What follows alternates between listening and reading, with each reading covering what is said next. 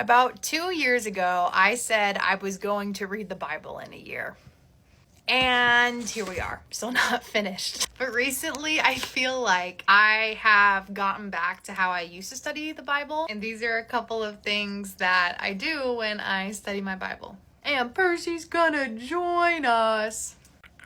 The thing that has helped me stay consistent in reading my Bible is getting up early to read said Bible. When I was first reading my Bible, I would get up every single morning and read a couple of chapters from it. And then when I stopped doing that because I was like, I'm not getting enough sleep, I'm gonna read it when I get home later that day. I never did. And so I just got into these periods of time where I would just not read my Bible.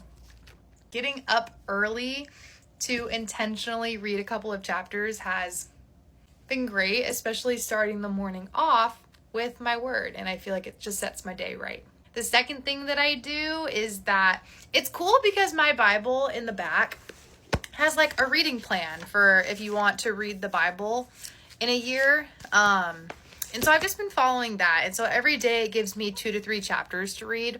And so I just read it through once, either underlining things that I really, really like, or even just making mental tabs in my brain about what to look up later. And once I'm done reading those chapters, I go online, typically to enduringword.com, and just look up the meaning of the chapters, because I believe I'm reading the ESV version, and I will say my reading comprehension is not very advanced. So there's a lot of things that I don't understand. And I found when I just read the Bible and actually don't look up the meaning behind the chapters after, it's just, I don't actively engage with the material, but looking up the meaning behind it after feels like I'm actually studying the word and digesting what it has to say. And the last thing I do is that I pray after I read the Bible, either reflecting on what I just read and then also just praying about my day to come, because typically I am praying in the morning when I'm reading my Bible. These were just some practical tips that I use to read my Bible, and I hope this